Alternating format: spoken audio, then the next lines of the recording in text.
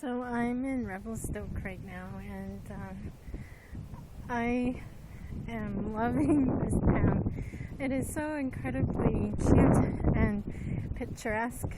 I just saw not the train bridge over here, but the one after that with the towers. I just finished walking over there, and now I'm walking across Wilson Bridge, and I'm in Revelstoke. This is the very first time I've ever seen a bridge that is for only one car, and there's a stop light, so people take turns going back and forth across the bridge. And the ground or the sidewalk is made out of wood. So I'm just rather enjoying walking in Revelstoke today. I'll be here tomorrow as well. I'm not sure if I'm leaving tomorrow or Monday morning, but I'll find out tomorrow morning what's happening, whether I've gotten a ride. So here, I just love this bridge. It has a stop sign or a stoplight, and there's a car waiting for the traffic that just passed me to go across, and I just love it. Revelstoke, I feel like I've gone back somewhat in time because they have a lot of character here. A lot of the buildings are quite old, and here's the other car coming. I'm getting a big kick out of this. This is fun, I think, watching this old way of driving across bridges, like people taking turns. I just love it. It's making the walk here in Revelstoke a good one. And my host here is Laura, and she's doing a wonderful thing for 2 months. She's decided to live off the grid. There's no power at her house. She's living in downtown Revelstoke, and she's I just felt a spray of water from the river underneath. But Laura decided to live off the grid, and she's hooked her house up to a solar panel. So last night when I got to her home, when it came to bedtime, it was bedtime because the sun went down and there's no lights. And I thought that was a great way to be. I told her that I wanted to experience living off the grid while doing the walk. Golden opportunity to do something different while walking. And she said I was quite welcome to come and spend the weekend with her. Of course, her home is a modern home, but she's turned off the power to her house right now, and she's not using the stove. She went and got a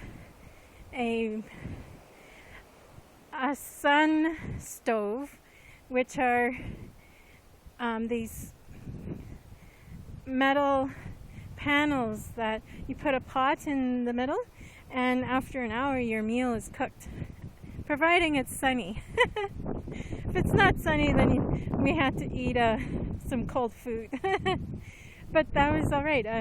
It's an experience to live off the grid, and to add that to the experience of walking across Canada to bring awareness to lateral violence.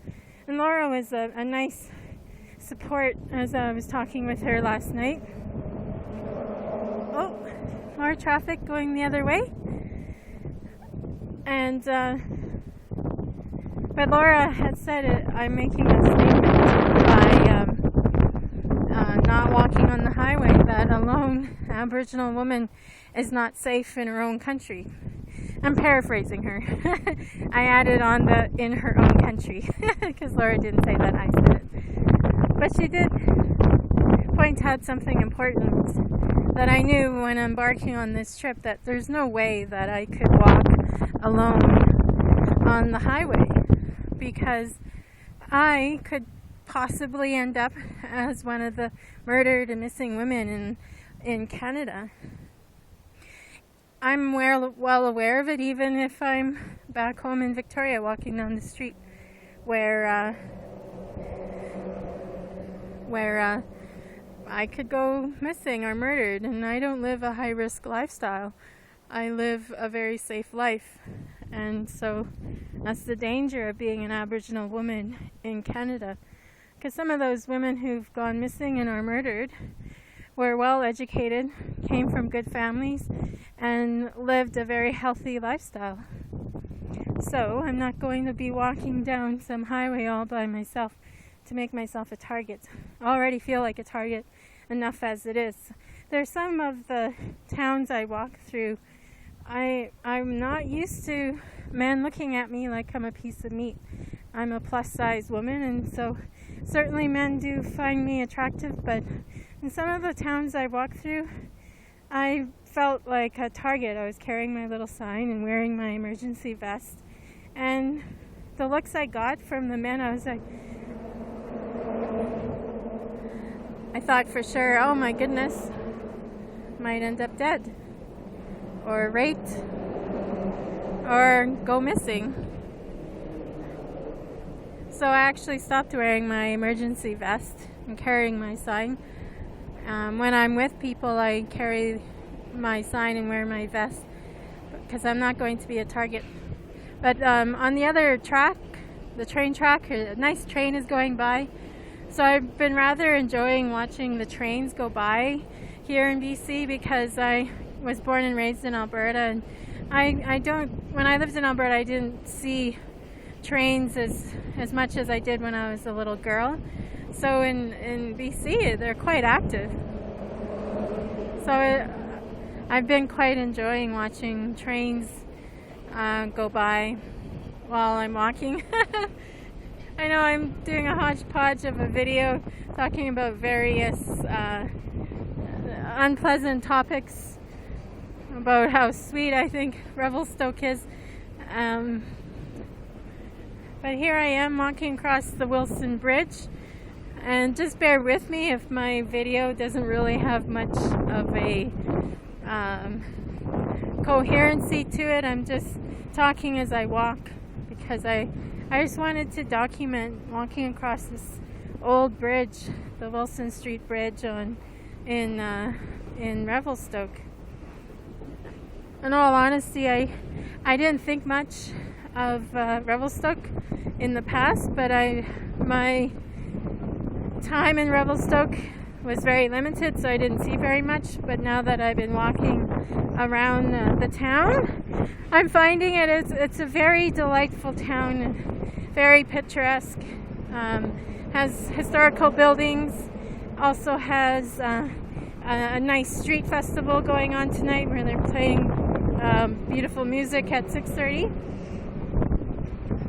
It has a very nice feel to it so far. I don't live here, so I'm definitely seeing it as a tourist. And I'm sure stories from the Aboriginal community will be a lot different because the local people have been here longer than me.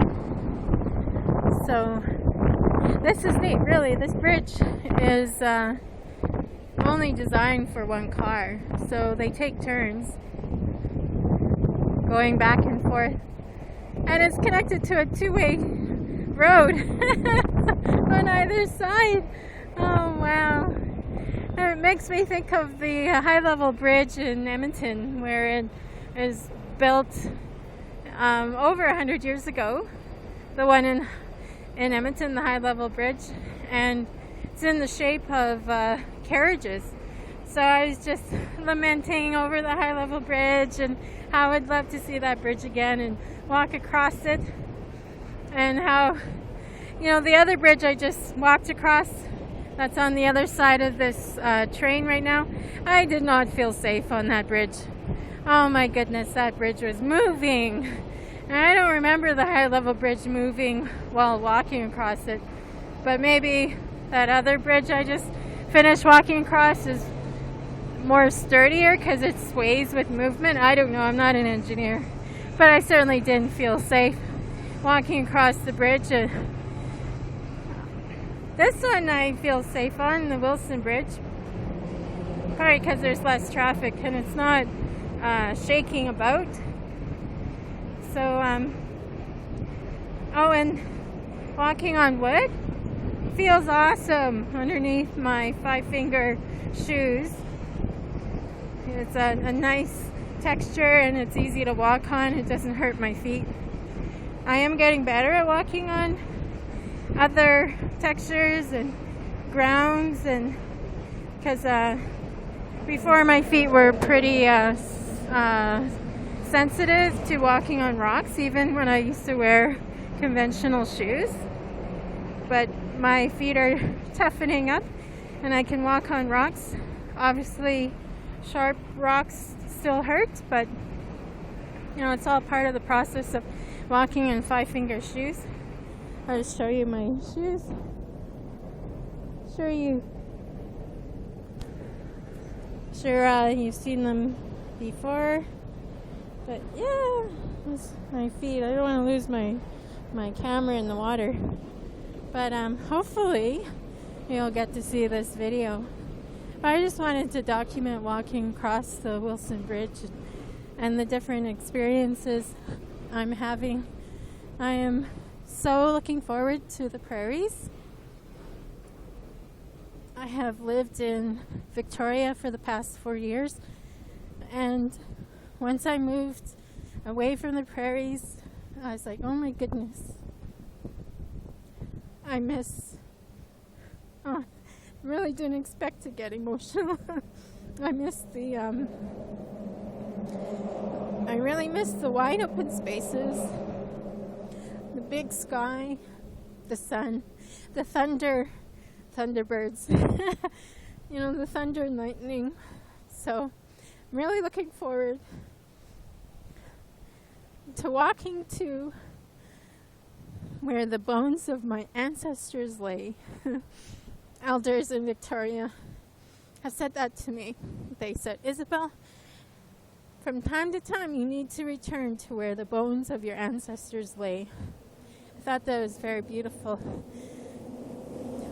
So as I walk Revelstoke today and thinking about how I'm going to be walking in Edmonton soon, walking in Calgary and walking in Regina, I'm returning to where the bones of my ancestors lay. So I'm walking towards my ancestors, and that fills me up with a lot of good feelings. I'm looking forward to that.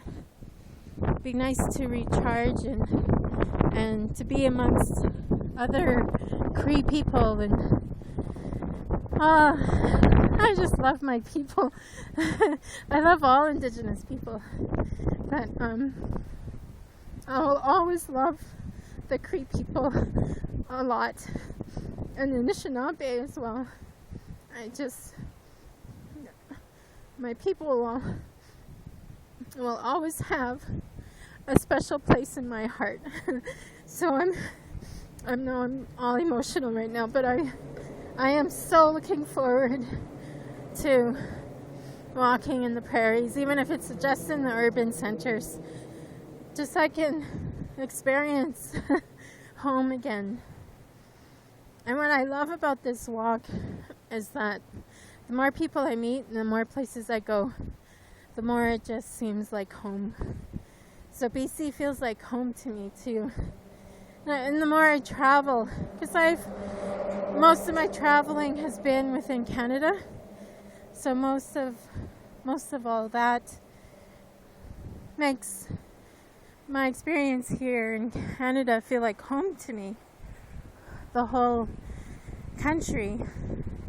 And of course the prairies will always have a very, very special place in my heart. Even though I've chosen to live in BC, you know, I'll always think of Alberta and Saskatchewan as home and where I need to be.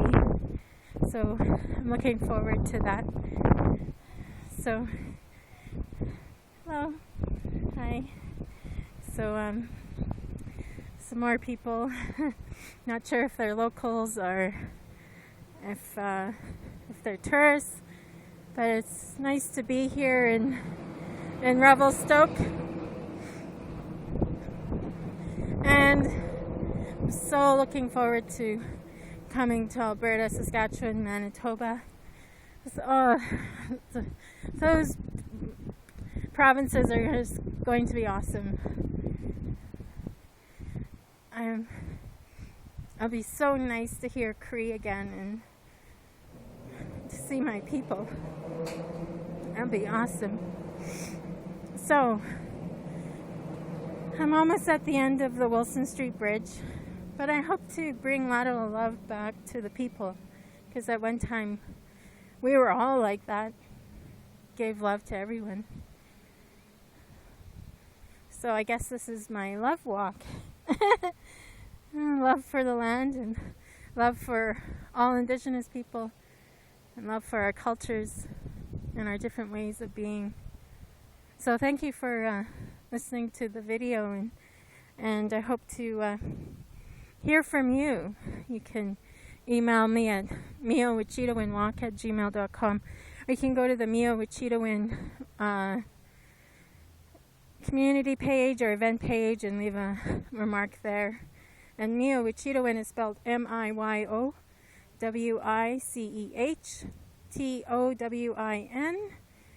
and then walk, WALK. So I hope you have a good day and a lot of lateral love in your life. Hi.